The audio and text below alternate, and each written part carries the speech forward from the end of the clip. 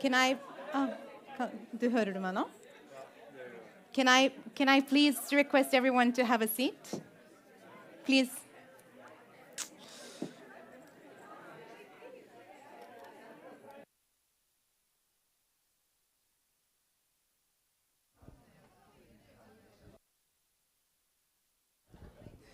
Yeah. A very warm welcome to everyone. Can I please ask you to have a seat?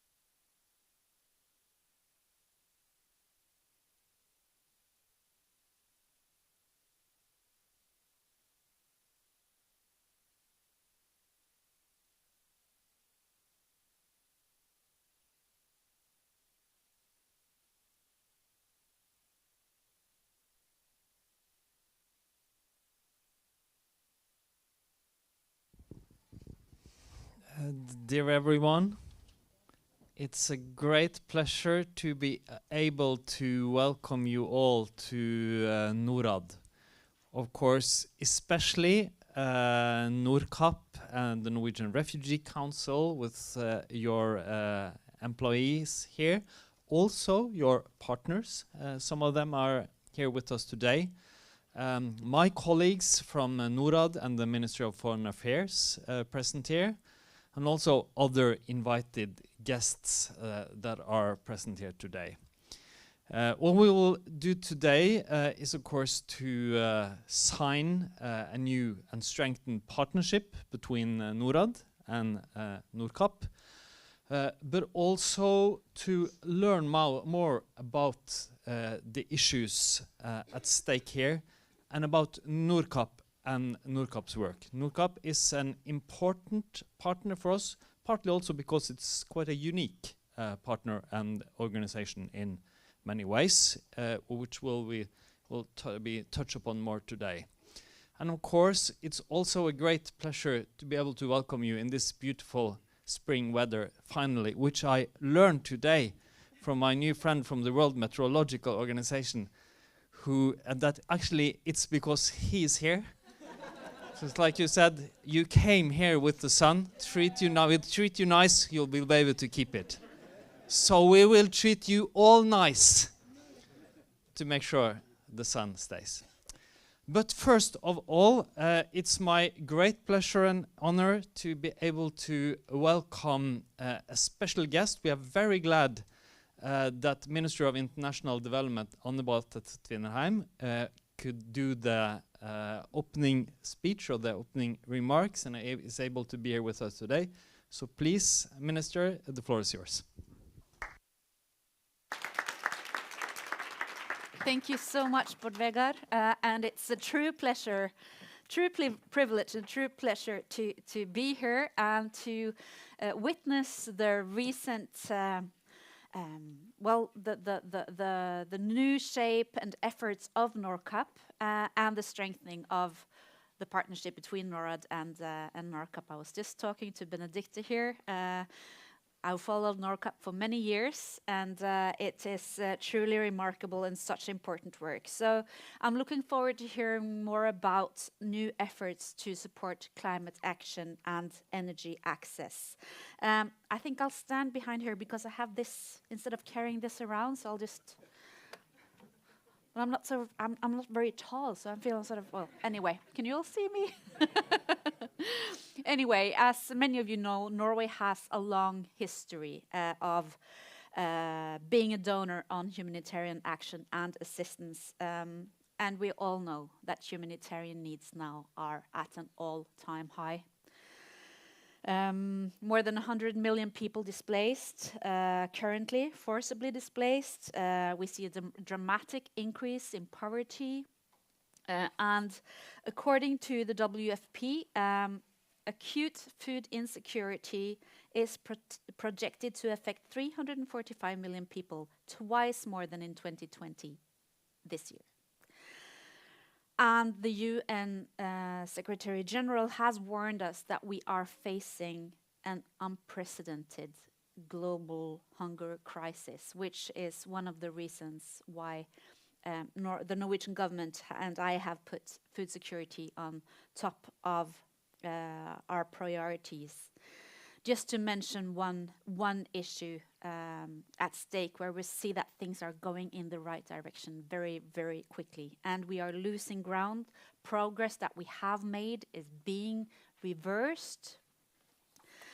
And we know that solutions to these immense challenges can only be found if we improve the coherence between humanitarian efforts, development efforts, peace and reconciliation efforts. And nexus is key.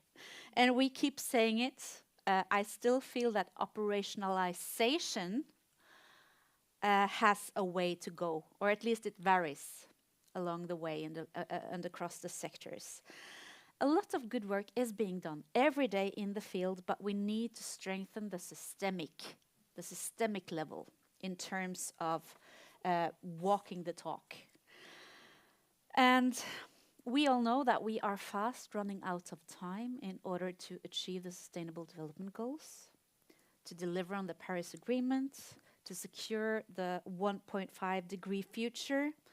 So we need to massively fast track all our efforts. The good news is that we have never been better equipped to deliver.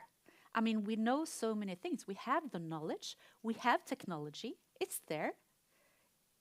It's the implementation we're talking about. So with all hands on deck, we can still make progress. And obviously, access to finance is one important issue. We are working hard to deliver on that. Norway has put a doubling of climate finance at top of our priority agendas in order to deliver on what we promised in Glasgow. But one crucial element one missing piece is still the availability of expertise and capacity on the ground to deliver action on the ground. And that is why NORCAP is there, to deliver, to provide highly needed, highly targeted expertise for humanitarian, developmental, and peace-building efforts. And I have been briefed now that more than 60 climate and energy experts work on or with international and national organizations and authorities in more than 20 countries to deliver that. That is a great scope. It is it's very, very commendable.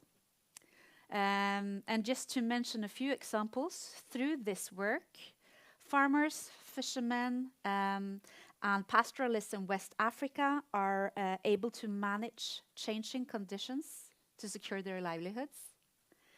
We know that people living in refugee camps and displacement camps have been given access to clean, reliable, and affordable energy, such as solar power, but still a lot to be done, obviously. I've been told that there are still around 12,000 diesel generators in use in refugee camps. I believe that the ongoing work to reduce that number of diesel generators is vital to provide clean energy solutions for these people in these camps. And I'm positive that Norwegian companies, for example, have a lot to offer in terms of solutions. And I urge WFP and the UNHCR and the NRC and other humanitarian actors to make concrete commitments to accelerate the replacement of those generators with modern systems. Today, our partnership with NORCAP is being further strengthened. We will provide 350 million Norwegian crowns over 4 years for this partnership, and NORCAP's work contributes to implement crucial elements for our work and our priorities in terms of renewable energy, climate adaptation, and food security, all issues highly politically prioritized and very, very close to my heart. So this is a great day.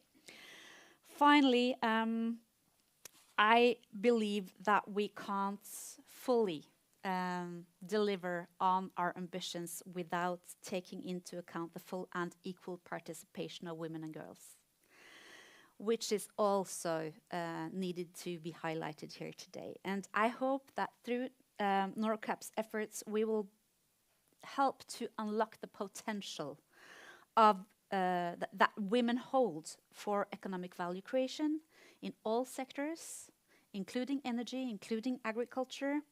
And I was encouraged to notice that NORCAP's initiative to increase the number of female climate services experts in Africa to better meet the needs of communities badly hurt by climate change. And I'm positive that we need many more new female experts to support countries and regional institutions in delivering gender-sensitive strategies, gender-sensitive programs in an African context. So good luck with your discussions today. I'm looking forward to learning more, and thank you very much.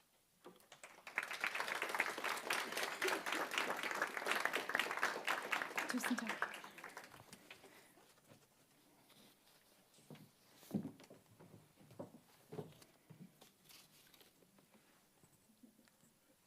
Your Excellency, Minister Beathe Tvinnereim, distinguished guests, colleagues, ladies and gentlemen. It is a great pleasure for NORAD to welcome you all to today's seminar, Partnering Towards Accelerated Climate Action and Energy Access in Humanitarian Responses. My name is Maria Gelani, and I work at the energy section here at NORAD. So the program today is divided into 3 parts. The first segment is focusing on energy access, the second on climate action, and the last one is an interview with the energy and climate experts from NORCAP's Accelerator program. So the following person I would like to invite on stage is Ms. Benedicte Giæver. She is the director of NORCAP and will provide us with an introduction to the energy access and climate action programs. Welcome, Benedicte.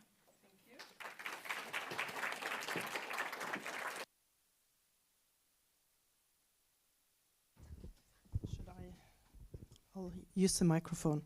Can you hear me? Oh, yeah. Or maybe it's better if someone online or yeah.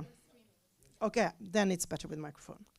Dear Excellency, Minister, partners and colleagues, I'm delighted to be here today to commemorate the signing of the climate and energy grant agreements between NORAD and NORCAP. These are critical to the work we are doing on climate action and energy access for all. Our approach at NORCAP is to work with partners. That's how we achieve the greatest impact. We collaborate with a wide range of humanitarian, development, peace-building partners, from multinational agencies to national authorities and local organizations. This enables us to combine different perspectives and approaches to find best possible solutions and to take a holistic approach to the climate crisis. NORAD has been a key partner and donor to NORCAP's program on climate services and clean energy since 2018. So thank you very much on the Beathe Tvinnereim. Our 2 agreements with NORAD enable us to scale up our efforts in these areas. As was mentioned before, more than 100 million people globally have been forcibly displaced from their homes. Most lack access to basic electricity services and sustainable cooking solutions. It is estimated that more than $10 million in investment will be needed to cover refugee energy needs globally between 2022 and 2030. $10 billion. At the same time, more and more people face acute hunger as extreme weather and climate change causes crops to fail. NORCAP's Green Shift and climate action programs are focused on these issues, in particular on strengthening communities' abilities to meet these challenges. Now, let me say a few words on NORCAP's energy work, our Green Shift program. The key focus is to promote access to clean, reliable and affordable energy, both for displaced people and the communities hosting them. Together with partners, we are working to decarbonize humanitarian operations and promote the use of renewable energy systems for displaced people. We are involved from the analysis and assessment stages to planning, installing, and training local people to use and maintain these systems. You will see an example of this in a video from 2 refugee settlements in Kenya, where we're working with UNHCR to install solar power systems. Thanks to our previous agreement with NORAD, we have been able to provide energy services to over 2 million people, mainly in Africa, in part by installing solar power. The second part of our collaboration is climate action. Increasingly, we are seeing climate change cause droughts, floods, pest infestations that are destroying homes and livelihoods of millions of people. We work to provide accurate, reliable, understandable, easily available climate information to all parts of society, from policymakers to farmers and fisherfolk. This enables communities to better prepare for extreme weather conditions and adapt to a changing climate, building their resilience. It is particularly in Africa where most countries lack adequate weather and climate services. We collaborate with regional climate centers, national meteorological and hydrological services, the WMO, and UN agencies to strengthen capacities for predicting, forecasting, and delivering weather and climate information. These types of information feed into early warning and early action programs at national and local levels. We work with stakeholders from the regional to local levels to co-produce information that's relevant for agriculture, water, health, energy, and disaster risk reduction. We also co-produce weather and climate information with local communities to ensure their needs are met. Women often face greater risks and burdens from the impacts of climate change due to existing gender roles and cultural norms. Their participation in the co-production of clean energy and climate information initiatives is vital, therefore, in ensuring that their needs are met. And that's why we established the NORCAP Female Accelerator program to help meet these needs by increasing the number of female climate and energy experts. So this program is providing training, mentorship, and networking opportunities. It shows how we can achieve better gender equality in the energy and climate sector. And we should be able to duplicate this many, many times. Access to clean energy empowers people. It creates transformational opportunities to improve people's lives and livelihoods, and is an effective way of lifting people out of poverty. Access to relevant climate information enables policymakers and local communities to act before a disaster hits. Long-term agreements, such as the two we are introducing today, will increase our impact in these areas. And we are therefore very excited to take this partnership forward. So thank you very much.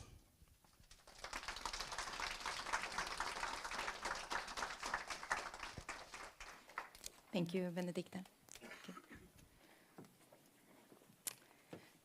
So, moving on, we're now going to watch a short video from Kakuma and Kalobey refugee camps in Kenya. A big thanks to NORCAP's communication team that has produced a video giving us an insight into the renewable energy projects and addressing climate questions in one of the largest refugee camps in the world.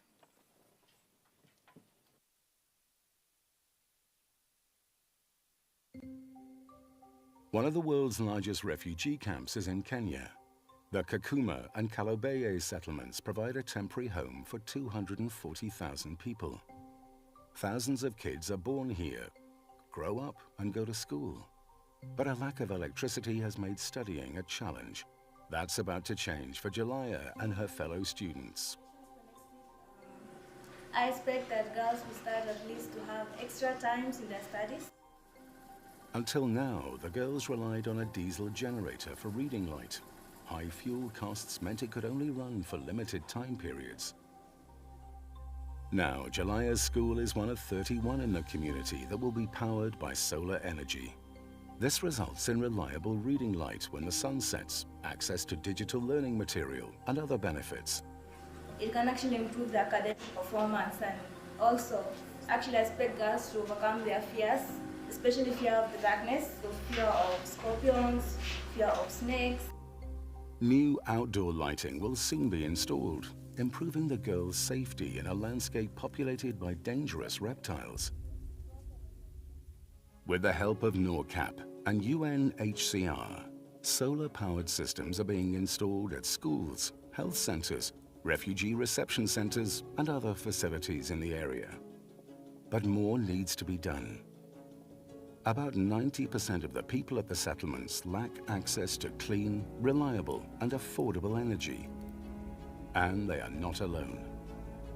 Globally, the number of people forcibly displaced from their homes has reached a staggering record of over 100 million.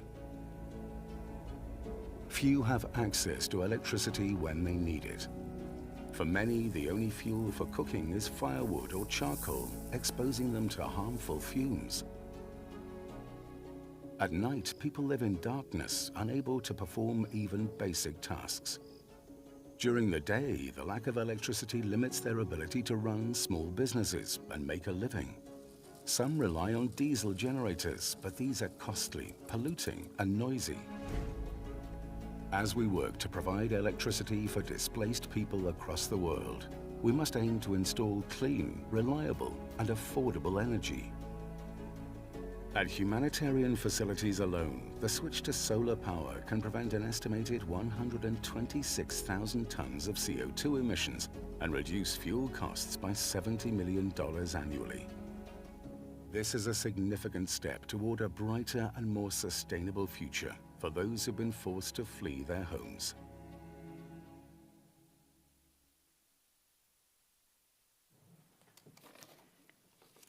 Do you want to close this? So, as we learned from the video, energy access intersect with other thematic areas, such as food systems, agriculture, water, and with health, and in particular women's health. For a woman giving birth in a refugee camp at night, one light bulb can decide sometimes between life or death.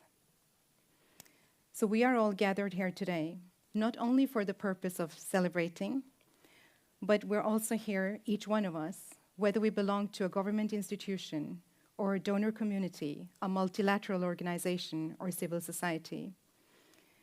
We all have a role to contribute to accelerate energy access in humanitarian responses. And to learn more about how we can bring amplifying impact in humanitarian energy programs, I would like to introduce the next session, which is the energy panel discussion. And to call on stage, firstly, I would like to invite Ms. Rebeca Solis.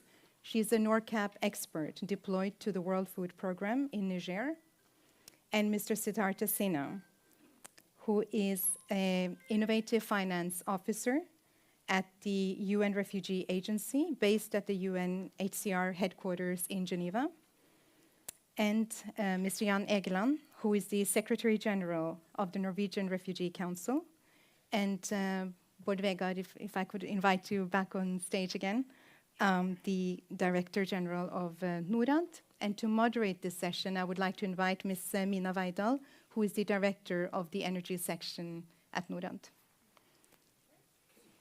Just whilst... So when you're organizing yourselves here, I will just come with 2 practical comments.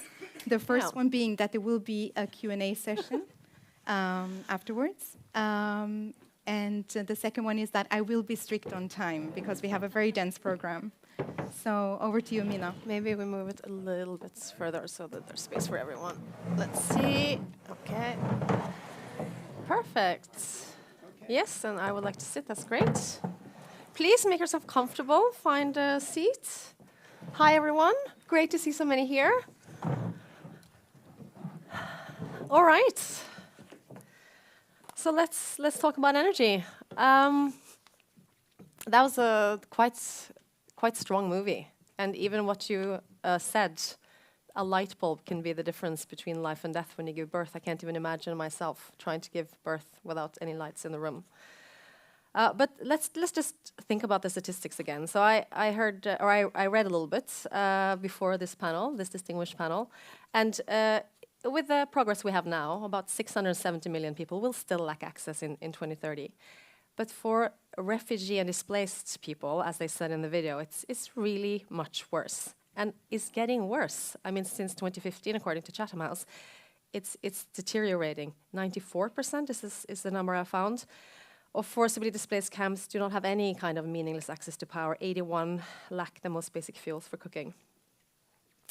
So, Rebeca, with the WFP, a NORCAP expert, you're based in Niger, working for the World Food Programme. It's one of the poorest countries in the world. More than 40% of the population live in extreme poverty. And I know that Nigeria and Mali are just around, so there's a considerable influx of refugees and displaced people. Can you just say a little bit about what does this look like in Niger? What are the needs? What is sort of your daily working life in Niger, based in Niger?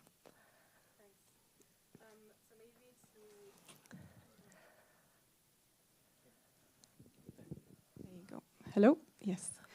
So maybe to paint a picture of what energy poverty and the current energy access situation in Niger looks like. When it comes to the context of Niger in the past few years, we are seeing a sharp, basically decrease in the level of food security, and there are quite a few chronic vulnerabilities that are affecting the country. One of them being demographic pressure. So Niger is a country where basically the population doubles every 20 years. So many of the developments in infrastructure that we see, including the work that the government of Niger is doing in terms of electrification and access to clean cooking, we are seeing in some cases a bit of an outpace. So it's been going backwards, and we're seeing some of these achievements going backwards in the sense that there are increasing numbers of people who are, again, not having access, proportionally. So what this means in terms of energy access, 19.5% of the population has access to energy, and of course urban and rural disparities are huge in the context of Niger.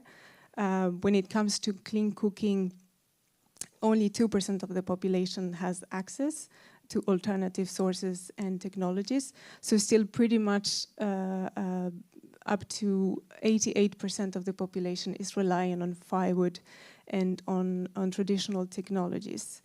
Maybe to paint a more realistic picture of what energy poverty looks like, I would like to tell you about one of our beneficiaries of WFP. Her name is Mariama.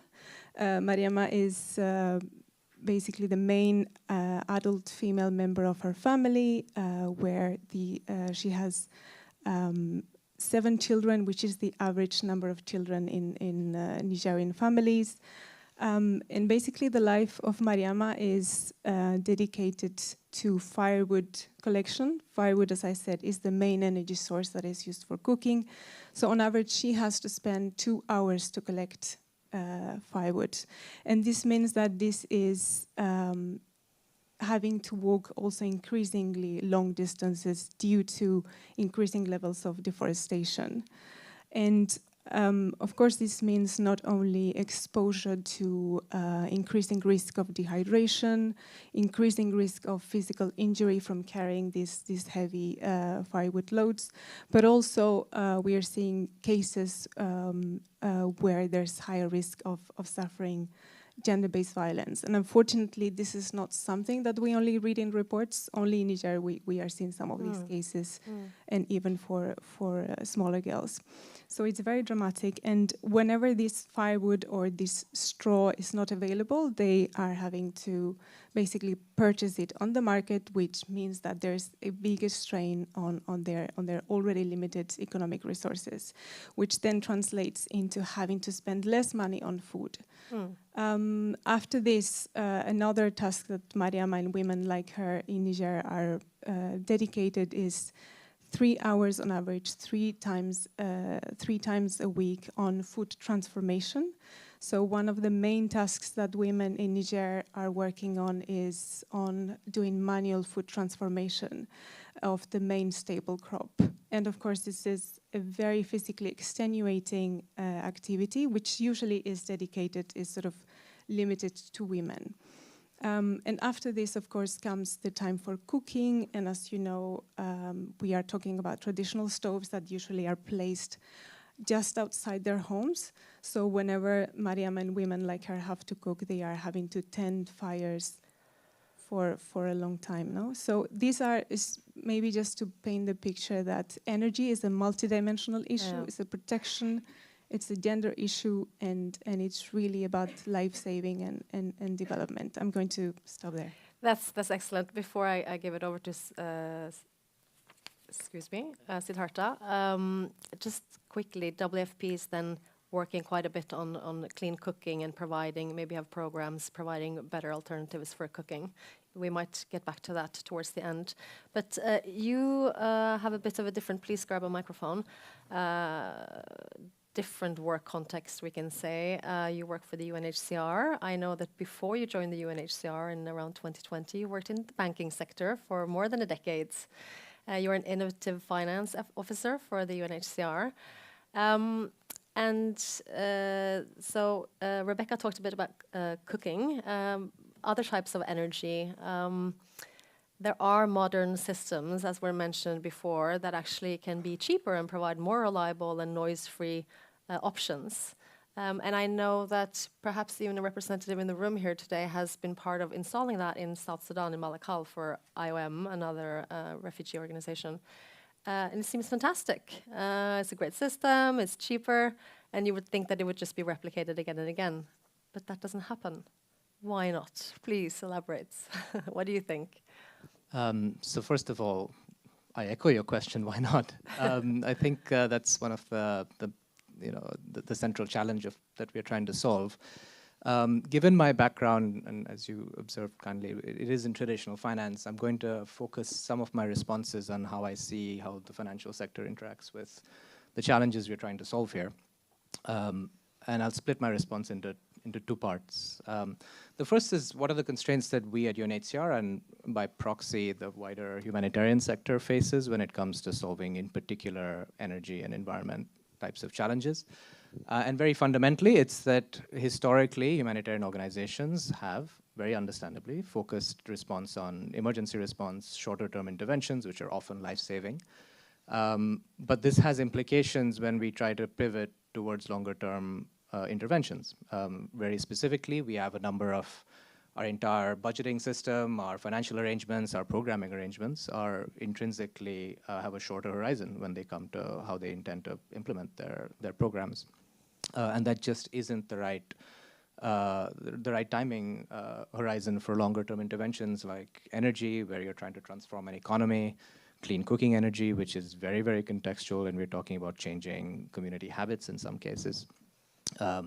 So the humanitarian sector, I think, absolutely understands this challenge and has made strides towards pivoting and creating the arrangements necessary. Just to very quickly flag, at UNHCR, we've been working on what we call the Green Financing Facility to solarize our operations globally. It makes use of a couple of fairly simple modalities. One is a guarantee facility, which supports private sector power companies that want to face us as a counterparty.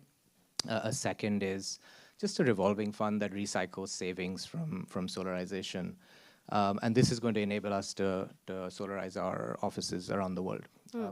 Just a few years ago, we did not have either the financial capacity or the technical capacity to do this. Now we do. Of course, there's a lot more to be done. A second response would just be with relation to the development and commercial sectors. I mean, we talked about the nexus, and I think this is critical. But as one of the NORAD colleagues said at a dinner last night, sometimes you just have to follow the money to see where the challenges are. There are a number of pledges in relation to providing financing and funding to these priorities, but it tends to go to developed countries, or even if it goes to other places, it tends to go to middle-income countries or more developed situations in developing countries. And so we need to learn how to talk to each other to unblock why this is not going to the context we're talking about in this room. It's as simple, in some cases, as just finding out, is it a business case issue? Is it a risk issue? Is it a regulatory issue? We're happy to work together. We're open for business, as it were. Again, one of the examples at UNHCR is we're working on something with the Bilateral Development Bank, which is essentially a blended finance fund, where we will facilitate their investment into reforestation and clean cooking energy priorities. So again, happy to work together, but we do need to work together.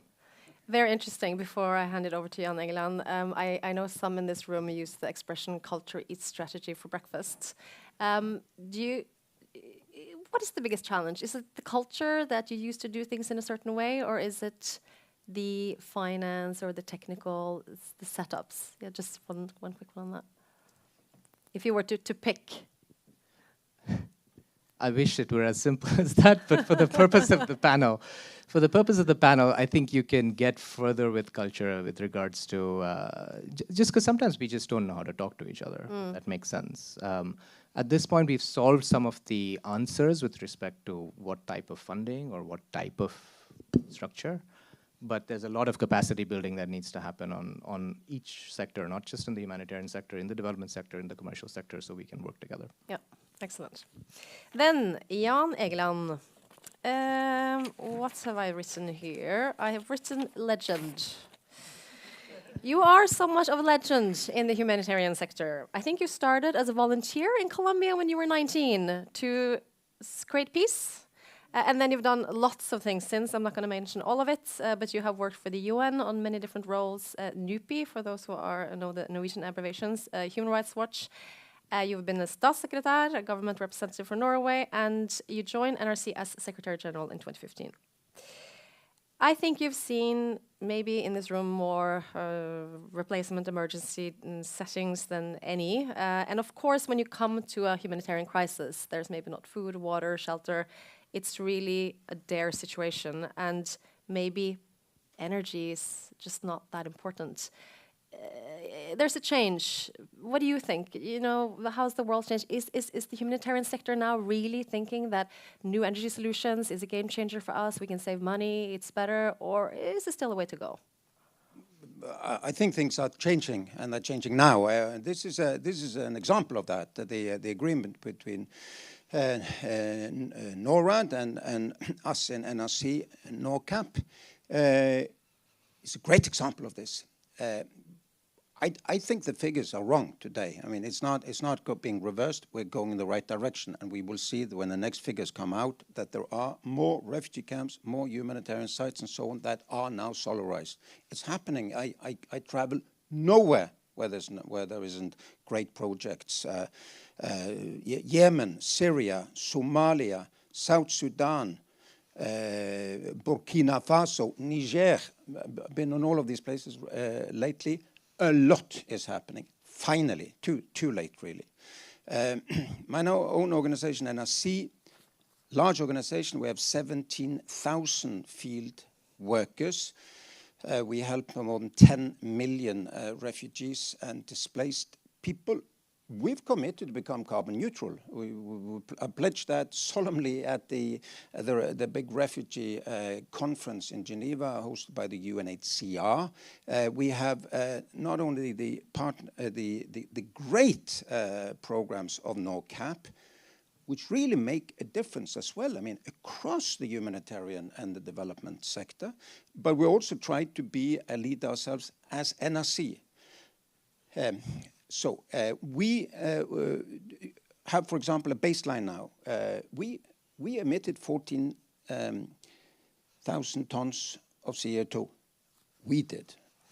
And we cannot live with that situation. I mean, we're causing displacement of people by being an emitter. So very few organizations have done a meticulous scientific baseline. We did that with the help of Boston Consulting Group. We want to be carbon neutral. We're solarizing one program after the other, and it has results. So our Sudan operation is full of solarized. Well, there are no generators there, which is a very good thing now that the military are going berserk on each other and making the diesel supply very unsustainable and would be looted all over the place by soldiers. We have solarized. We're doing that in all of these other places, and NORCAP experts are helping us with that. So in Tillaberi, western Niger, as you know, a lot of fighting there, a lot of jihadists. It's the youngest place on earth, youngest population, and the poorest place on earth. Our office was then fully solarized, and with help of NORCAP experts. And the budget is very simple. Every month before that, we paid this local office $1,000 per month in the electricity bill, in addition to having generators running every time the electricity was cut. Our bill, that was the bill for December. Our bill in January, after having done this, was $27. The difference between $1,000 and $27. It would take 5 to 6 years to earn it fully in. This can be also cut. So I think what's the reason it's not happening? I think the main reason now have of late been financial. We run on yearly budgets. So since the initial investment is definitely bigger to solarize than keeping the old generators running with diesel, we need to get the investment. And here comes in NORAD and our friends in the development sector and an ability to do the Nexus, not a perpetual seminar, an action as the minister promised, which is very, very well to hear. We need the investment from development actors. So in Dadaab, I wrote just your boss, the Deputy High Commissioner, Kelly, and said that we are going as NRC completely solarized in the largest camp in Kenya is not Kakuma, it's Dadaab. We are going to solarize. It will then take us 5 to 6 years to fund it. We have some money for that. If we get a UNHCR and the others to join us, it would take 3 years, and we would solarize the whole camp.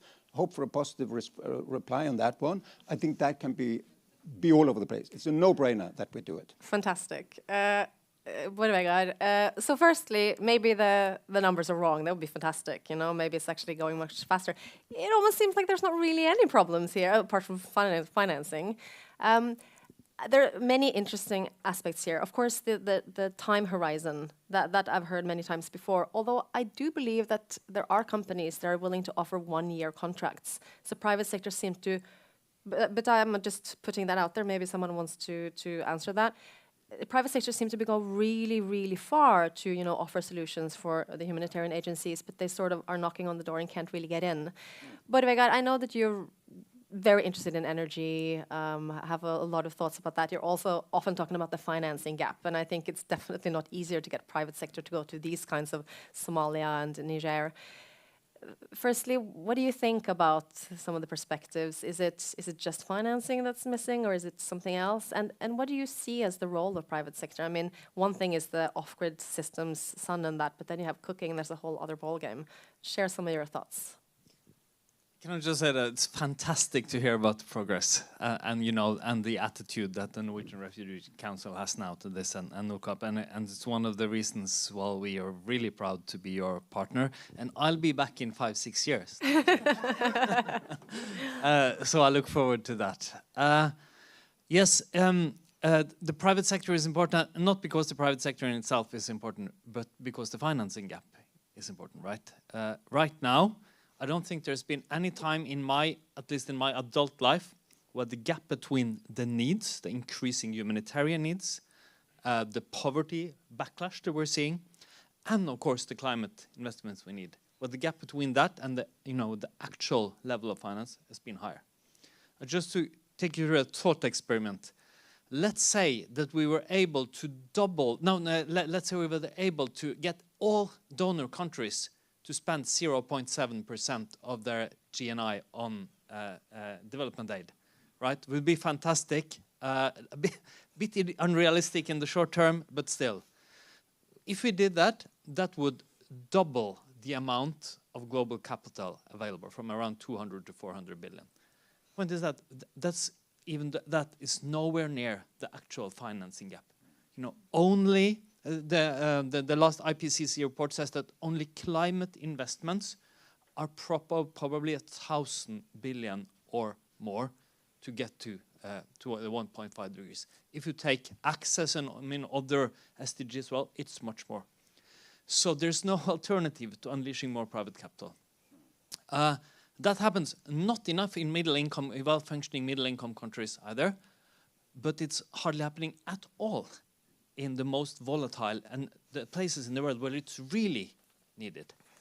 And, you know, how do we deal with that? And one of the things we've done, which you know very well, is, of course, that the Norwegian government set up this guarantee mechanisms, which we are very proud to be able to manage, where we have created 3 windows, one ourselves, 2 others, and one of them with MIGA, the World Bank's Guarantee Institute. And I was in Washington, D.C. last week and met with them.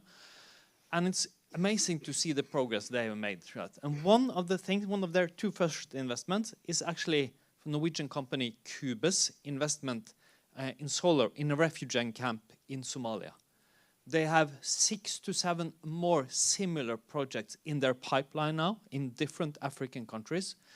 Investments that would probably be unthinkable if we didn't do this. And what we have done, because the government asked us, of course, is to change the way we do this in 2 ways. First, we have asked them to be able to do smaller projects and only the big energy project, because that's the most relevant investments in many of the low-income countries, and for instance in refugee camps, off-grid, mini-grid, things like that. And the second is to be able to take more risk, because it is risky to invest in Somalia or South Sudan or Mali or Burkina Faso, right? And because of this, we are able to get investments also into this context. We want to do more. We think others should do more. We think this is one of the, the important solutions on top of what, of course, NORCAP and others are doing themselves.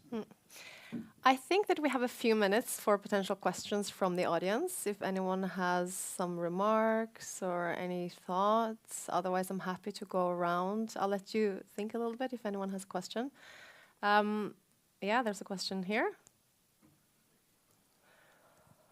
I hear that, of course, financing is always a challenge. I do sometimes, even in the general energy sector, there's also sometimes a question of enough bankable projects, and sometimes even other issues such as collaboration where many parties are involved, or culture about how you use energy. It may be more complex to solve, but it would be interesting to hear about that. But please, there's a question in the front. Yeah, just, I don't know whether it's a comment or a question for us to just look into. Public financing, going into the developing countries has reduced by about 25% in the last couple of years right now. And one major problem we're facing is, should we work on humanitarian interventions or sustainable development interventions? Because it's important that if you're able to have the developmental issues resolved, then you have less to deal with humanitarian issues. So what is the agenda for sustainable development in these regions we're really talking about, so that we don't involve in so much of ad hoc humanitarian efforts? Does anyone want to have a try at, Vegar? I can start. So if you look, by public finance, I mean ODA, or development assistance from rich countries. The numbers here, it's been stable the last few years, on average. If you look at the total, it's been stable. But the numbers for last year was just out, and I took a look at them, and they're a bit worrying, because a shallow look, it looks like they're increasing 13% up above 200 billion. But if you take away, and this is not for Norway, this is the general for all OECD countries. If you take away refugee costs, and if you take away Ukraine, it's important, but if you take it away, then it's a reduction to the rest of the world of 4%. So that's really, really worrying, I think, for all countries and for us all, because these are investments in ourselves. So by talking about private capital, I don't at all mean that that public money isn't important. Public finance matters. More countries should do like Norway and spend 1% of gross domestic income, of course. But we also need to mobilize private capital, and we need organizations like the NRC also to take their own responsibility, like you are doing. Yeah, please. I think one of the main takeaways from a seminar like this is that it's a very good investment, but it's not going to come from public funding in poor countries. They are in survival modus, really.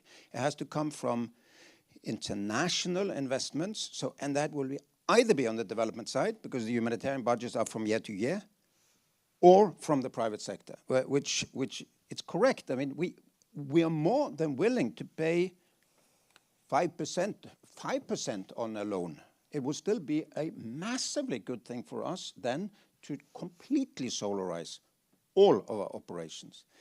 We did a study, actually, NORCAP and BCG, on greening in Africa in general. You will remember, Benedicte, we launched it together. The example of South Sudan was also given for greening all of the vehicles. Today, diesel is brought in trucks from Mombasa, Kenya, and when they come to Juba, they've been driving for 24 hours. And then they're halfway to, Malakal and whatnot. When they reach the place, half of diesel is used, basically. And we drive a little bit, and then another truck is coming. It's unsustainable. What they have is a lot of sun, really. But no single organization would be able to electrify a fleet, not even big UNHCR. But if we did 40, 50 organizations go together, we could do it. The figures are very clear. We would electrify all of the operations in South Sudan, and South Sudan would not be reliable on the road to Mombasa and on diesel and so on. So either we get private capital, or we get loans where we pay interest, or we get a development actor to basically, give it as a loan potentially. You give it as a loan. We pay you back even if it's not an investment, say so to help us over the next 10 years. So I think that it's not going to be the local public sector. Unfortunately, they are too squeezed. Thank you so much. I see that, is there one more question? I mean, I think this is, what is really great is that there's quite an agreement on the fact that there are immense opportunities here and commitment and marching orders from the minister. I think that there's one more question in the back. We're happy to take a couple of more questions. Yes, please go ahead. I think we have a few more minutes, Maria. Yeah, please go ahead. Yeah, I'm just, thank you for the panelists. We looked at the climate finance flow to Africa, and then annually is about 30 billion now, and actually 95% of this 30 billion went into the mitigation, which is the energy sector. Actually, it says energy, and yet we are talking about lack of finance for the energy. Now, where are we getting it wrong? Is it because of just the lack of finance, or is it really because of the lack of regulatory framework, or maybe technical? Where is it that we are not getting impact? So yeah, I'm just puzzling about. That's a very good question. But let's take one more from here, and then we can think about the answer. Maybe Siddharta will start, but please. Thank you, and thank you to all the panelists. And my question is, on the UN agency level, really, we have, over 64 experts within the Green Shift. 43 of those are on mission, and 11 of which are with UNHCR. We're seeing great impact, but we need to accelerate this impact. Let's not kid ourselves. My question is, what do we need to be doing better as agencies? I mean, we have, as I said, experts in from WFP all the way to NRC, IOM, UNHCR and so on. But we're not seeing the impact of collaboration between the agencies. What can we do better, Siddharta? That's a question to you. Easy one, that one. You start, and maybe you want to think about it as well, Rebeca, please. Sure. Very easy question, so I really appreciate the thoughtfulness. Maybe just to take the questions in turn, and I appreciate maybe one of the shifts that we aren't fully registering is that the availability of finance has improved, certainly compared to where we were 10 years ago or 20 years ago. So now we're facing different types of constraints. For instance, what's the risk in a certain scenario? Is there a technical capacity to absorb the finance once it's available? Again, this is going to sound a little controversial in this setting, but back when I worked in finance, the question was not even necessarily, is the finance available, but what's the price? Like if I make a loan available at 30%, it may not make sense. But then the question is, why is it 30% and not 5%? Because 5 is repayable and 30 is not. And so there is a bit of work to be done at the technical level of understanding what are the specific obstacles that prevent finance from reaching the context which we are talking about. And I think that is increasingly becoming a constraint as we start to solve some of the pure availability of finance question. I will mimic that response to the second question, which is, we all know the humanitarian sector, both from a financial and technical perspective, is not the solution to the strategic problem. We are one of the major players. We are on the ground, and we have the expertise to help facilitate. But to echo the panelists, we need much more involvement from development and commercial actors, because again, they have the necessary scale, both technically and commercially, to help this accelerate. We are trying to solarize all of our operations as with NRC. If we want to do it in 2 years instead of 20, we need to massively expand the way we interact with other actors.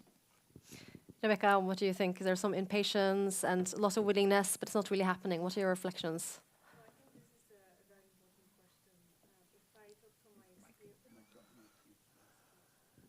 Is it better? Yeah, perfect.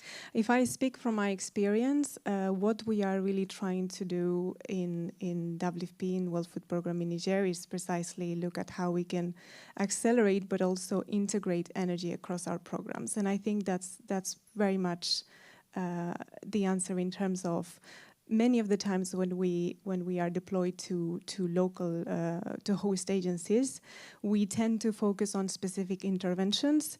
But as I was trying to explain initially, energy is pretty much a cross-cutting area.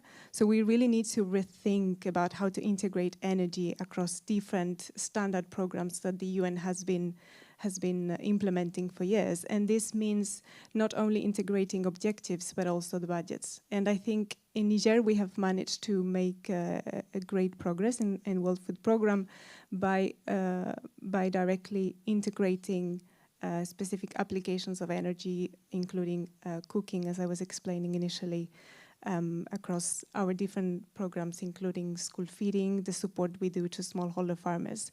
Because at the end of the day, I think in order to move away from ad hoc interventions, we need this kind of vision. And it's important to also bring different types of expertise.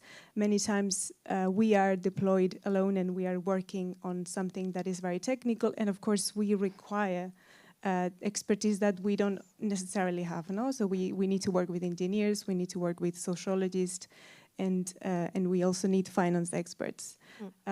So for me, what's important is that at the end of the day, whenever we are going to be leaving and sort of ending our support, there has to be some strong exit strategy, and of course, building capacity of our local staff is super important, because also these are people that tend to stay in these organizations for many years. So there's really a lot of opportunities, but I think as our colleague was saying, sometimes we are speaking different languages, no? And I think there are many opportunities that have to be explored. Yeah, so maybe not everything can be solved with financing, but I think the commitment that we have here is excellent. I see we're a little bit over time, but Jan Egeland wanted to see something at the end. Yeah, just to the question, why isn't it going faster? So if we're now fixing the financing, I think we can, because we see it as an investment with return. If we have fixed the experts here, with you here present, expertise wasn't there before, is now available. The third one is leadership. And the leadership is not necessarily there for the simple reason that the Undersecretary Generals of the UN, I've been in that post 4 times in my life, are always dealing with crises like the war in Sudan now, the food shortage of the Sahel, the grain deal falling apart in Ukraine, etc. So why sit down and in a way give priority to this? Well, I think we have to push through really that we get these leaderships. So ministers here, Minister Tvinnereim here present, is a good sign, really. Ministers need to speak to the Undersecretary Generals and say, let's make a plan to fully solarize things so that we give a signal to Mali or Congo or whatever. In the next 3 years, we'll do it. Here's the money. Here's the expertise. Prioritize this. I think that's the solution. Yeah. I think that's a very, very good summary remark, because now we are out of time. Holding the partners at their targets and goals and really getting that commitment at high level, I think would help everyone here transition to a greener future. Thank you so much for excellent reflections and good questions from the audience. Let's have a little applause.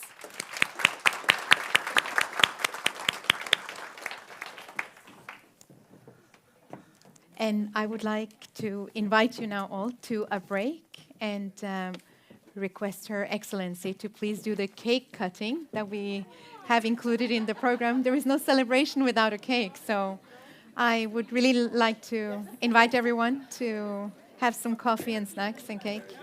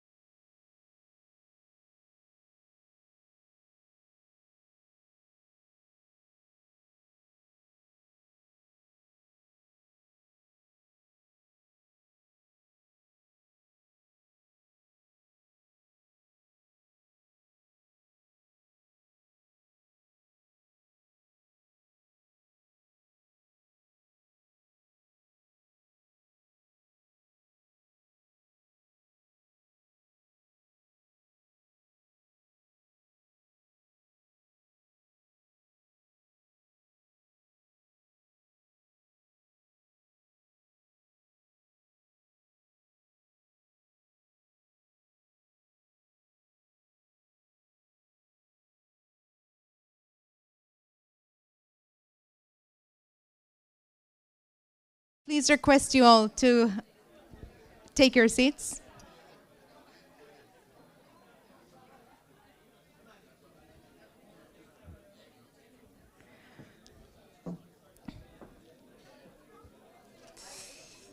Hva?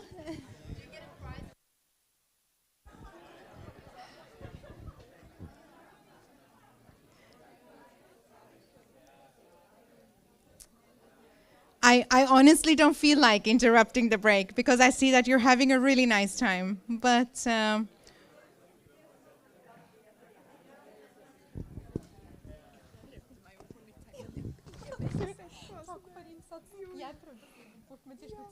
Donc, on fait Joyce, Ernest, Zachary, Joyce. No, one. So here, a man, woman, Okay. and you. Okay. As I was saying, I feel really bad to interrupt the break because I see that you're having a nice time. And there will be another chance to eat more cake and have more snacks and some coffee. Zachary here. Yeah. So we're moving on to the second segment of the program, which is the climate action. Yeah. Yes. Oh, I'm sorry. Yeah. We tar det bort. Ernest, please, you are sitting here, please.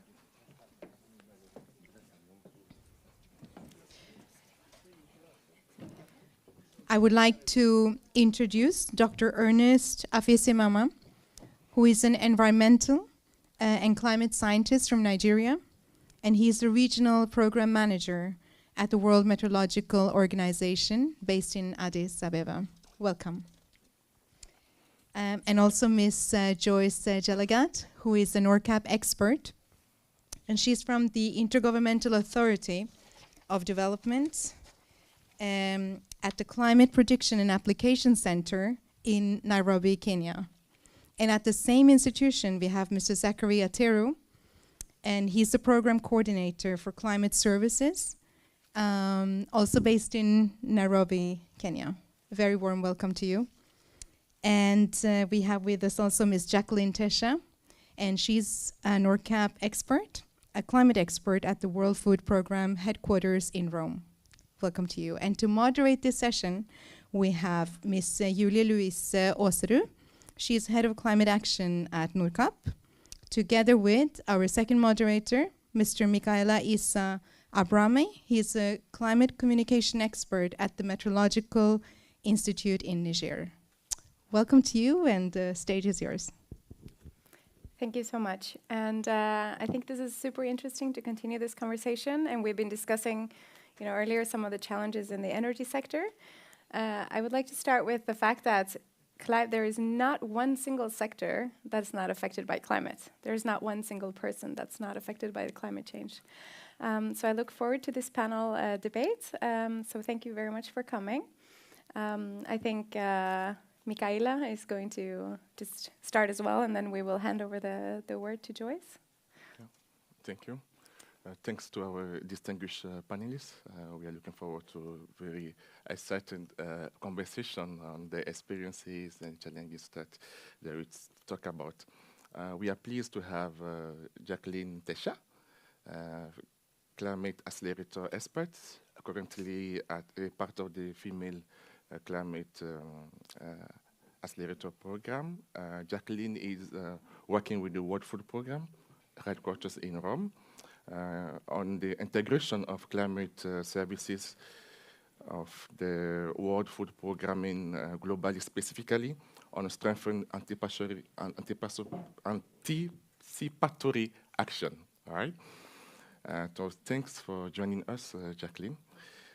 We also have Joyce Giæver, a climate accelerator expert, as well part of the female accelerator program. Joyce works support the Intergovernmental Authority of Development, IGAD, Climate Prediction and Application Center in Kenya. So we'll start with you, Joyce, to set the stage on the key challenges on climate change in the region. Good afternoon, everyone. Thank you very much for your presence here. I would like to mention that in Africa, there is increase in climate-related extreme events. And these events are increasing in terms of their severity and also the frequency. We have seen increase in flooding, we've seen increase in droughts, in cyclones, heat waves, and also we've seen some of the impacts that these events have caused to the vulnerable people in Africa. The region is highly dependent on rain-fed agriculture, and this rain-fed agriculture is very vulnerable to the variations in rainfall, the droughts that are occurring. We have seen crops failing season after season, and these people have also contributed very less to the carbon emissions globally, and they are much affected by these challenges. And also, we have also seen that the early warning, which is supposed to help the vulnerable people in terms of their preparedness and also to cope and adapt to the changing climate, is still very limited in the region. We've seen that only 40% have access to early warning systems. And in most cases, this early warning system does not contribute to early action. And also, due to various challenges that have been mentioned earlier by the minister and also have been alluded earlier by the director of NORCAP, there's limited capacity, there's limited resources. We've also seen this discussion in the energy part. Also, the governance system also, we can say, is also weak, that also affects the integration of this early warning into allowing that this early warning contributes to action. And also, we have also seen that despite the improvement in the production of climate-related information, sometimes this information does not reach the end users on the ground who are most vulnerable, and this can sometimes they can reach, but then it reaches them in a way that they are not able to understand, and in a way that they are not able to influence their decision making to make climate-related, climate-informed decisions on the ground. And due to these reasons and the challenges that are already occurring, there's a need to continue to strengthen the early warning system in the region as a whole. And I think this discussion, we will focus more on how we are going to improve and to address the challenges that we are facing. Thank you. Thank you, Joyce. And often when we talk about weather and climate services and climate change adaptation, we think about a value chain. First, we need to think about the infrastructure in order to even collect the data, and then we need to collect the data and modify the data and then communicate the data in a timely, accurate, and actionable manner. And then in order to ensure that the right people actually have access to that information.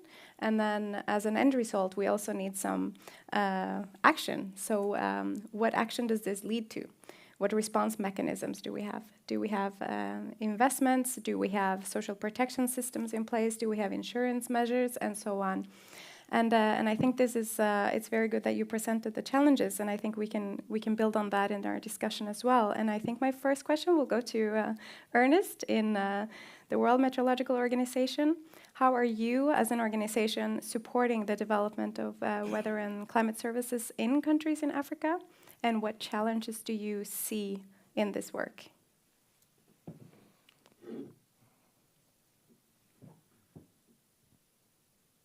Can you hear me? Yeah. Okay, it's clear now.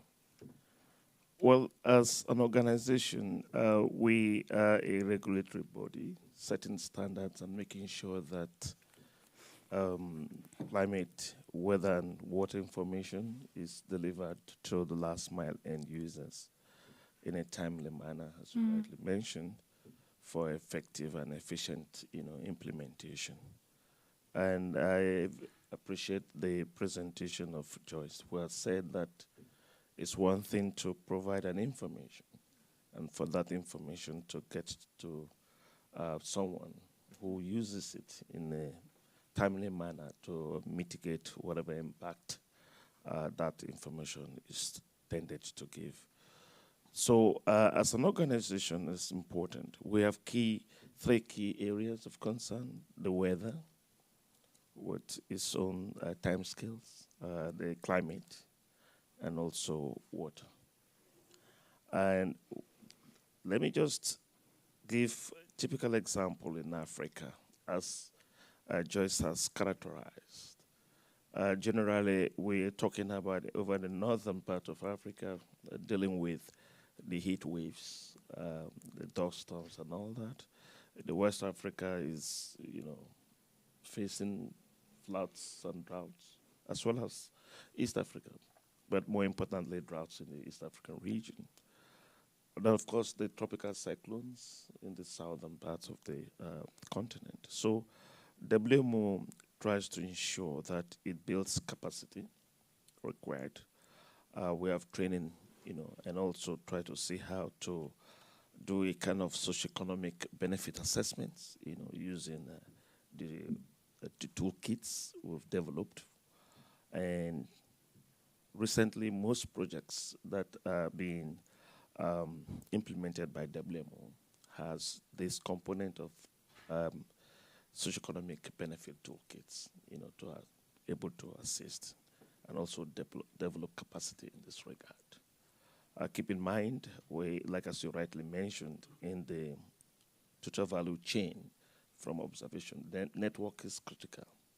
So we enhance the support, and very much appreciate the support of partners in the global basic observation system through the systematic observation financing facility that is on ground right now in WMO, working with partners to make sure we enhance the observational network in the whole world, and particularly in Africa. And also, we've been mandated by the UN Secretary General to lead the process of early warning for all. Mm-hmm. And that was what last year in March, the UNHCR has mandated. So quite recently, we started a process. We had the Maputo Declaration by the ministers there in setting the tone for be able to do an anticipatory action and response system. Right now, the WMO Regional Office in Africa is working with the African Union to formulate an action plan for this 5-year window that's been provided to be able to see that every citizen do have early warning. So that is the most current activity that's being done over the continent. Have I short the time? It's okay. That's fine. Thank you so much. Thank you, Dr. Ernest. Network is critical. Reaching to the last mile is essential to meet the needs of the most vulnerable population in accessing climate and weather information.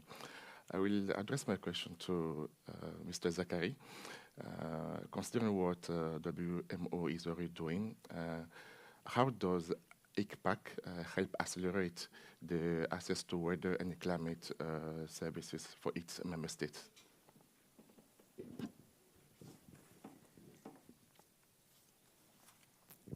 Thank you very much. The idea is we have been engaging with both the providers and the users of climate information at regional level, mainly through what we call regional climate outlook forums. Before the rainfall season, we come together and give regional guidance. Then we deliberate, we develop strategies on how to manage the expected climate risks. And this has been done very well. The idea now is to cascade to lower levels. We have now also institutionalized the National Climate Outlook Forum.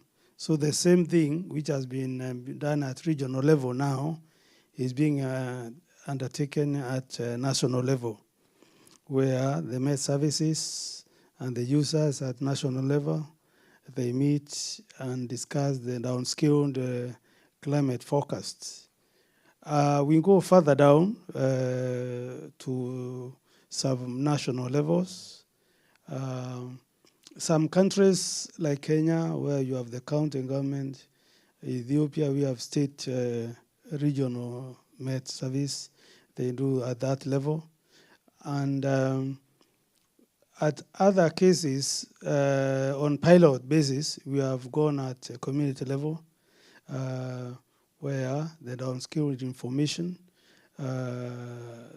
together with other providers like the ministries of agriculture or livestock, they meet with the communities and or any other person involved. They discuss what is supposed to be done after the forecast, and they agree on actions to be done. The media also is trained because this what happens after the season has started. The media also has trained so that they can continue providing follow-up updates throughout the season, especially for agriculture. They require these updates. So we started with demonstrating the value of climate information. We have done many pilots. What is the value of climate information? The idea really to improve the uptake of climate information. Where are people not using? So you demonstrate the value where we had controlled experiments. We tell some farmers, do business as usual. Other farmers use climate information. And through that, it was demonstrated that those use climate information and get more benefits, sometimes enough up to 4 times. Now, we went through and now we are engaging them together, all of them now, and also employing these FAO, farmer school, field farmer school. So those who are not able to reach can also get information through other means. The idea is to improve on uptake. It is demonstrated climate information is useful, but why are people not using? These models is a bit labor intensive. You cannot go to all communities because adaptation is at community level. So what you need to be done now is upscaling. How can these good practices be upskilled in the region? We have even other places we have done climate smart agriculture. Some of communities also, they are used to their traditional way of doing things. We are trying to see whether they can change and diversify. Some people like maybe growing things like maize, even when it's not doing well. So the idea is to create awareness if they can change to something else. Because not all seasons maize will do well, especially if it's rain-fed. So when the rainfall is good, they can do maize. If it's going to be depressed, they can try something else. That has been done where farmers now, some are keeping even bees, poultry, to diversify. For livestock also, pastoralists, most of them like their livestock. They were also trying to see how they can diversify so that they can adapt better. Thank you. Thank you so much. And it's, I think it's great to hear first, Ernest, about the institutional challenges and how you support the work, and also now with a little bit more on the ground, how you can actually implement these things. My question to Jacqueline is, now that we see some of the challenges and what you can actually do with the climate information, what are some obstacles to the inclusion and to actually getting impact on the ground? And in your experience, what do you think some of the actual challenges are? And I do understand that there are huge differences between the countries. And in your experience, what are things that are working? Thank you for the question. From my experience, I can say that there are so many challenges existing along the climate services value chain. And some of the challenges that we have encountered, like the Med services, they do produce the climate and weather information. But sometimes there's that gap. They don't know what their users want, so sometimes they produce information that is too technical for the end users to use, and so it becomes inapplicable in the planning and decision-making practices. But also, sometimes the language that the Met services use, it's apart from being technical, but sometimes it does not tailor to meet the needs of the end users, because you have different end users along the value chain. You have farmers, you have livestock keepers, you have maybe the water, the energy, but sometimes the information is too general. Like, it cannot be applicable in each and every sector. So that's why we say sometimes it's important for the Met agencies and also people that are responsible in the weather forecasting to know the needs of their end users and also to tailor the information to be relevant according to each specific end users. And also in terms of the local communities, to make sure that it is very simple and easy to understand. And sometimes you need to even train them on how to apply that information in their planning and decision making. We have tried as WFP to have like different approaches. We work with the national Met, like in Tanzania and in other countries, to try to tailor the information according to user need. We have done that via participatory approaches. We have the we have the PIXA, which is Participatory Integrated Climate Services for Agriculture, where we train farmers to reach other farmers, and particularly we normally work with the extension officers. It has been very impactful because the agriculture extension officers, they just integrate the approach in their normal activities and they can be able to reach more farmers. And it's very, I can say, economical because you use the extension officers. You don't need expert. Like in the beginning, you will need expert. Like we have been doing that in collaboration with the University of Reading.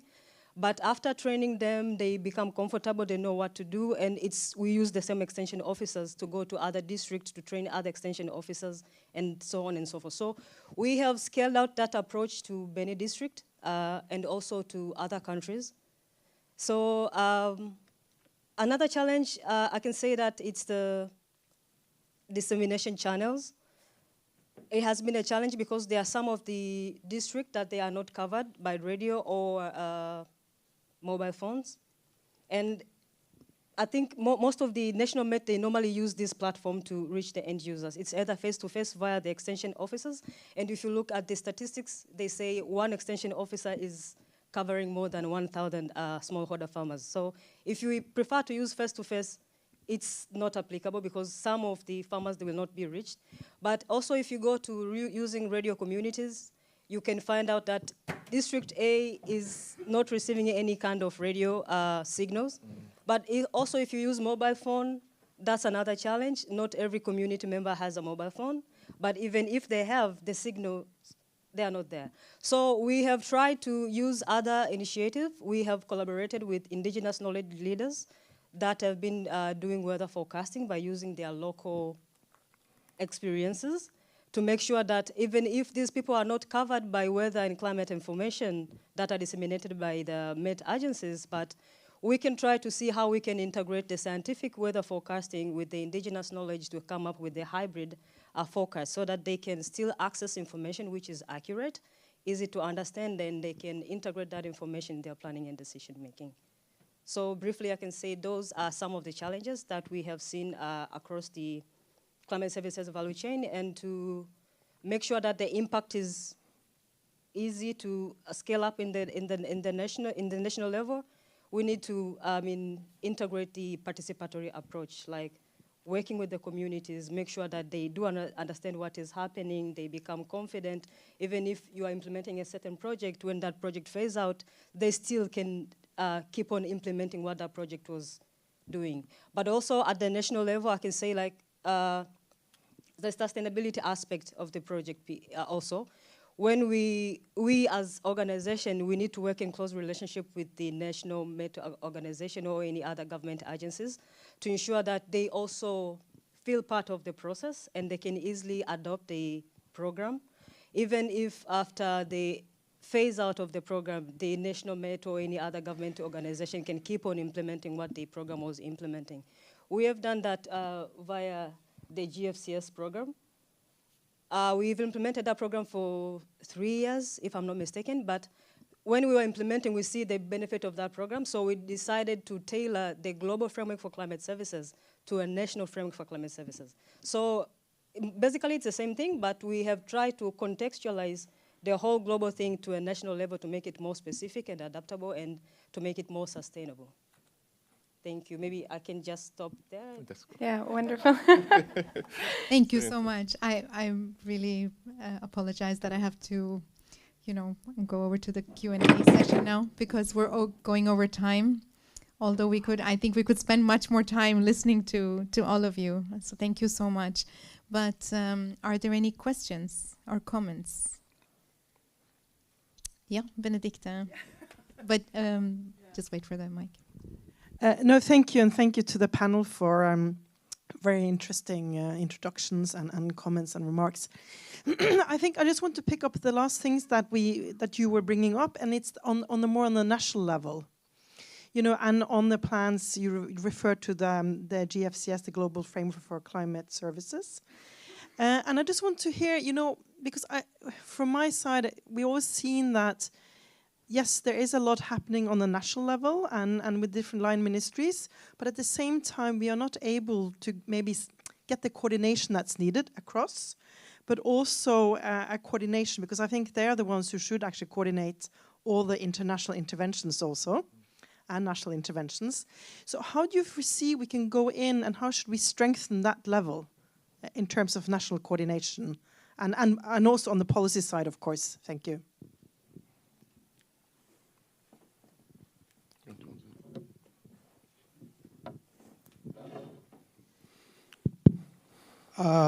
On coordination, because as we are saying, these frameworks, after global, you have regional framework, national level. After the way it is done is very collaborative. It involves all the players, and for it to be endorsed, it is even goes to at political level. So the coordination at that level, they need, if it's working, if the framework, of course, unfortunately for East Africa, only very few countries have, Tanzania has, but Kenya is now is an advanced stage for it to be endorsed. It's not just endorsed. Ethiopia is, I think it has been endorsed. But if it works, if it's already finalized, there's a mechanism, there's a governance structure, there's a convening, someone who convenes the meeting and the whole framework, and then the sectors are coordinated. The only problem is that many countries, especially in East Africa, is not done. But Tanzania is finished, Ethiopia already does theirs. So there's already a mechanism, and this can allow even working together, even the sectors, because if they have the action plan, they should even budget what other sectors need to respond to climate. But Tanzania is working. I don't know whether you are aware about Tanzania case. Yeah. Sorry, let me speak from a WMO perspective and what we're already doing in Africa in terms of further implementing the national framework for weather, water, climate services. It used to be Global Framework for Climate Services, but it's the addition of Ernest, water components. Speak a little bit into the microphone. Sorry. Hello. Sorry. Do I rewind or you heard what I said? I have a loud voice, actually. So in the last 2-3 years, we've had a couple of workshops that tries to, have this framework implemented at country level. We've conducted a number of workshops. Julie has been part of some of those workshops. And what I will advocate at this point will be a continuation of the partnership we've been having. NORCAP has been quite instrumental to these workshops. And we want to see how to further escalate this in many of these countries. What we want to do is to see that the national framework has 5 steps. The final step will be for the implication of government participation so that it becomes a national action program. And we have also taken it further to ensure that it is implicated in the nationally determined contributions that further, takes in the national adaptation program of countries to see how climate services are well situated in the country. So we are taking that, approach with the help of our partners to see that we continue to work together in co-production. This is, in time past, we said WMO does this. No, we consider every partner on board on the drawing board to make sure we do this in line with procedures and what government wants. Because if at the end of the day a process is constituted without the participation of government, it wouldn't go far. So what we do at the end of the day is to see that the government is involved so that we have counterpart support from government while donor partners are also supporting to make sure this happens. So I think the end of the day is to see the aim of GFCS to ensure better service delivery at the end. That's what we want to the user communities. Thank you so much. Thank you so much to all of you. I think Joyce and Jacqueline, you can stay seated and we will move on to the next segment. Thank you so much. Thank you.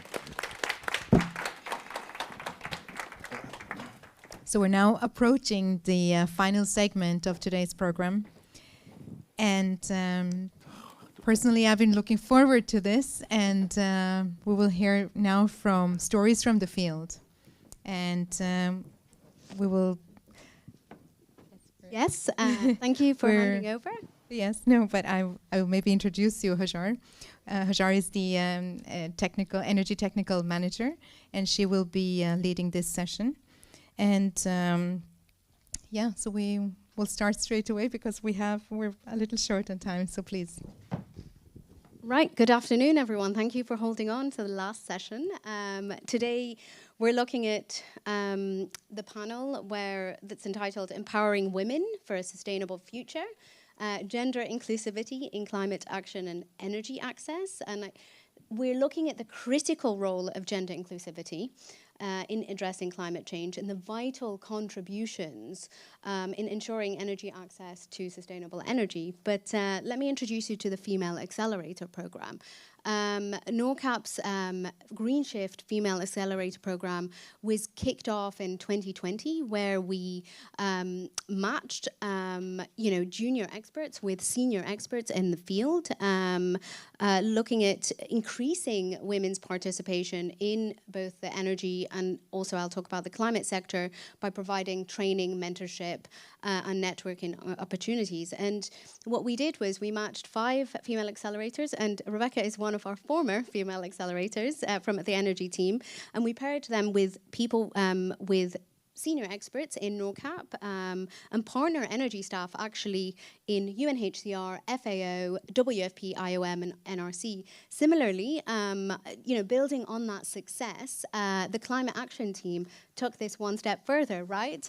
And did the same, worked towards pairing 5 junior female accelerators with 5 senior accelerators in WFP, ICPAC, UNDP, Burkina Faso, MET, and ACMAD. So without further ado, I'd like to reintroduce you to our 3 female, former, one of them, accelerators. So Joyce Gillette, hopefully I pronounced that okay, our climate accelerator, working at the ICPAC, so the Climate Prediction and Application Centre for the East Africa region, and then Jacqueline Tesha, a climate accelerator working in WFP at the HQ in Italy, so we'll get some of the global perspective, and finally Rebeca, who is our energy expert, working in Niger again on energy access. So let me jump into the questions because we have about 20 minutes, I believe.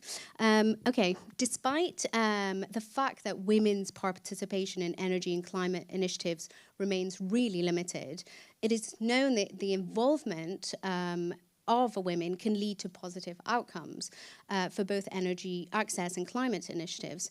Rebeca, tell me, what are the challenges that you are facing and in participating in energy initiatives? And it would be great if you could give us a couple of small examples as well.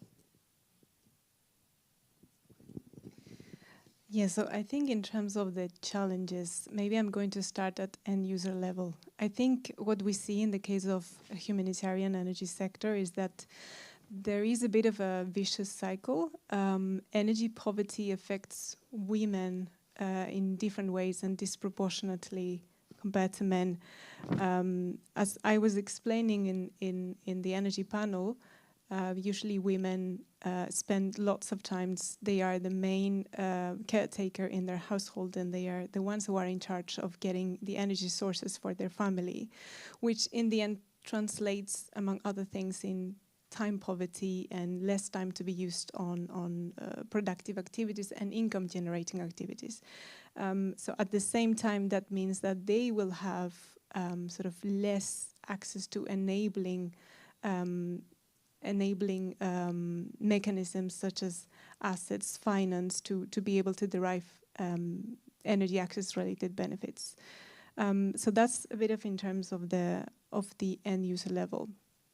I think if we reflect a bit more generally in terms of the impact that humanitarian programming can have on women and how we can ensure, or what we see on the ground is that many times there's still a need for improving the way we are implementing different gender mainstreaming approaches. And of course, I think here the challenge is that energy is still a bit of a technical and newer area, and these are two areas that I think programmatically need to come a bit together to make sure that the way we are designing solutions can really integrate gender perspectives. So that's a few of the challenges I would highlight. Okay, great. And Jacqueline, similar question to you. What are the challenges? What challenges do women face in participating in climate initiatives? And if you could give me a few ways of addressing them. Thank you for the question. For the climate services sector, some of the challenges to adapt to what Rebeca has said, apart from not being part of the process, culturally, in most of the rural communities that we are working with, women, they are not allowed to own anything. They cannot own land, they cannot own radios, they cannot own mobile phone. And for climate services, for us to make them be able to adapt to climate change, we give them advisories or climate information via those platforms. But since they do not have access to radio or to mobile phone, they cannot have access to that information. And so if you don't have access to information, means you cannot even apply that in your planning and decision making. Also, religiously, in some of the religion, I don't think if I have to point out specifically, they do not trust women to be leaders. Like it's forbidden. You cannot lead men. So, and also if you are in a group like this, they cannot mix. If they mix, then women do not talk. Because if you talk, like, how can you talk in front of men? So even when we are having the planning and decision making, those kind of platform, they'll be there, but they will not talk because they are not supposed to talk. That's how they've been groomed from the young age, that you don't talk in front of men. So it has been a challenge, really. When we try to involve them in our activities, sometimes they can be there, but they will not talk, so you will not hear their voices, you will not hear their challenges, you don't know what they're facing, even though we all know that in rural communities, women, they are the main task force. They do everything. They are the one who farm, they are the one who take care of the family, they take care of the livestock and everything. So to address that, we try to come up with solutions. Like in terms of participation, we encourage gender equality, so gender equity and equality. So even when we are inviting participants, we always stress like we need, if it's 10 people, we need 5 women, 5 men. It's better to have more women, but not to have more men. So we ensure that we have women participation. But also in the group, they might not talk. So sometimes we do have to separate them from men. Like in most of our activities, we have separate groups, like female alone and then the male alone, and then they discuss, they will be able to talk, and then later we join them together, we combine all the, like the solution, the challenges and everything, so that we can ensure that all of the concerns are also being addressed. But also, what we are trying to do now, I think what NORCAP and Norad are doing to have more women experts in the field, that's it's a remarkable thing, because sometimes you can separate women from men, but if they are having a man facilitating that discussion, still sometimes it's hard for them to talk. They can just bend their head because they are not used to talk in front of men. So this, the Climate Accelerator, I mean, also it's a great solution because you have women that will go work for women, so we can encourage them, they can learn from the female expert, like, so you can talk, you can have big courage, you can do the 1, 2, 3. So it has been, I think that is also, it's also a good thing. And let me stop there because I think, thank you. No, thank you. You really outlined the challenges. And I think cultural norms and religious practices, you know, although mostly interpreted incorrectly, are, you know, really are prevalent in some communities. So it's really important that you actually highlighted that. And Joyce, I keep mixing you up. Joyce, tell me about some success stories. Okay, thank you. Just to mention, through my experience in the field, we have learned that women, they are differently affected in terms of climate change effects. And in this case, there's need for them to be involved even more, to be part of the table in discussions that affect them, in discussions such as participatory scenario planning during the beginning of a season when a season comes, when a seasonal forecast is produced, as my colleague Mr. Zakari mentioned about co-production sessions on the ground. So we ensure that women are also part of the table, like they are involved, they are asked questions on what they think about the season, what does it mean to them, what do they think based on maybe the predicted rainfall, what do they need to partake in terms of their practices and moving away from business as usual. And also we have community re-engaged readers on the ground, where we invite even female community members to be part of this initiative. They are given a re-engage, and then they take the responsibility of reading this, recording the re-engage readings, and also submitting them to the meteorological agencies on the ground. And this has been very instrumental, because when other women see their colleagues, like their fellow women, participating in such activities, they understand that this is a problem that is relevant to me, and they want to involve themselves as well in this process.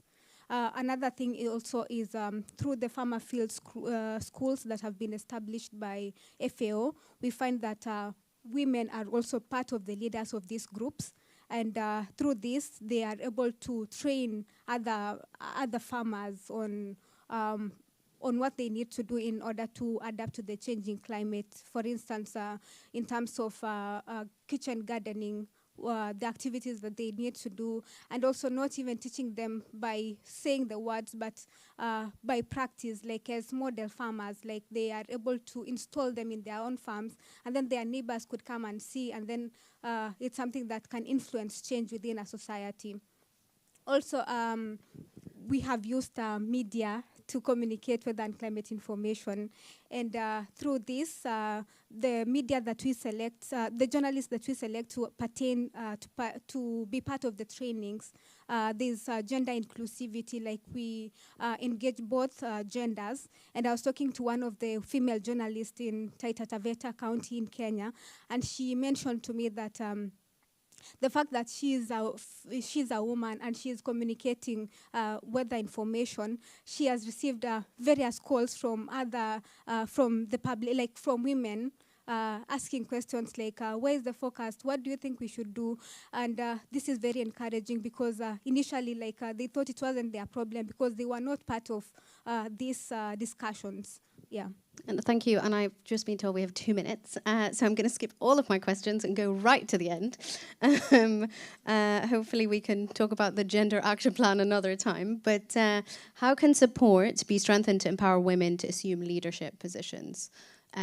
One or two final thoughts from each of you would be great. So how can we empower women to assume leadership positions?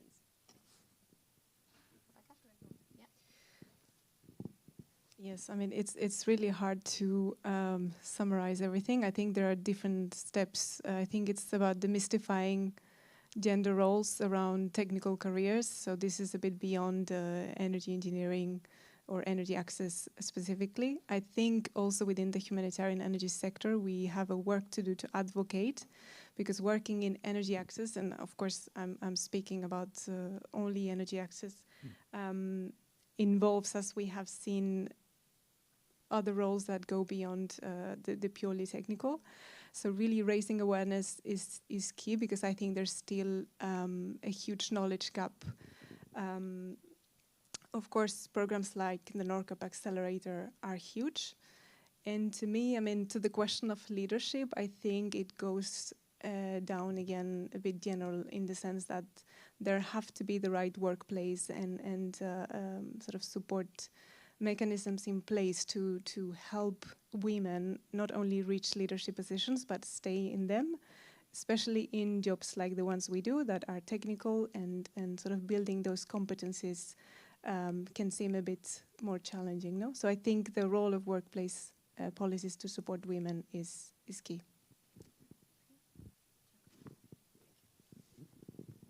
Just to add a few quick points. For me, in my opinion, I think empowerment should start at a very young age. We don't need to empower women to assume leadership position, but I think we need to empower women to be in this kind of sectors. So from young girls, I think we need to nurture them to love science subject, because I think energy and climate and engineering and all those kind of subjects, they are assumed to be a masculine kind of positions. So we need to let them be aware that it's okay, you can wear heels and still working for energy or climate or whatsoever. So that we can increase number of female experts. And then I think once you have a high number, because now I think it's somehow difficult to have them in leadership position, because even the number is low. Like you can have 2 maybe women out of 10 people. So even if they compete for a leadership position, the probability of women winning is like super low. So increase number of women, nurture them from a young age, encourage them to apply for those leadership positions, and I think we can have more women in the sector. Thank you. I think most points have been mentioned by my colleagues, and just to add, I think it's important to even raise awareness within the community levels, even leadership at the local levels. There's need for awareness creation on the importance of women voices, because we recognize that the voices of communities, of women in the communities, are normally not heard because of cultural perceptions. So men should also be involved in this process. Like they need to be encouraged to understand that women has something to say. Women can be part of the table. Thank you. Thank you. Do we have time for question and answers, or from the floor? We are a little over time. Okay. Sorry, I should speak in this. Yeah, I think we will limit it, unfortunately, to 2 questions only. Are there any questions? from anyone? Any men in the room want to ask? Oh yeah. Well, okay. Let's. This is. I just want to thank you. I'm from WWF Norway, and we are collaborating with Barefoot College in Madagascar, where we train solar mamas who are women who come from rural villages who are often illiterate, who learn to repair and basically run nano electricity companies with small low voltage solar PV or solar products. So I just want to tip you about that it's possible to train women to be engineers. And I just wanted to name drop that organization because I think it's a great model. Thank you, Alexander. And there are questions here at the front. First, yes. Mine, the question is, I don't know the name. Anyway, yeah. I want to know the difference because in much of East Africa, we have many women leaders from now MCAs in the lower level, members of parliament, in all East Africa countries. So how come that they can be elected and yet they cannot talk I don't understand how they cannot talk in a community setting, and yet we are so many even going to parliament where they can talk. What is the real problem? Thank you for the question. I think that the courage to talk and to speak, that was more at the user level, the community level, but not at the national level.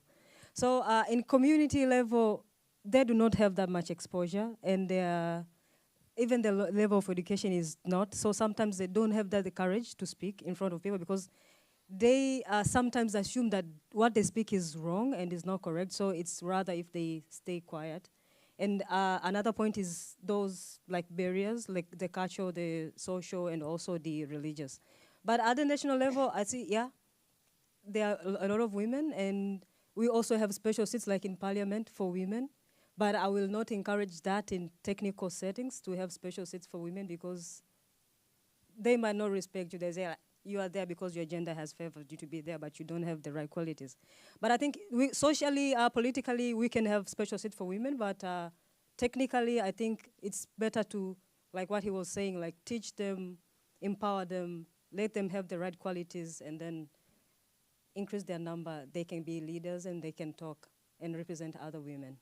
Thank you. Thank you. And did you, Dr. Ernest, did you have a last question or comment? Just a comment, and that relates to regulatory frameworks.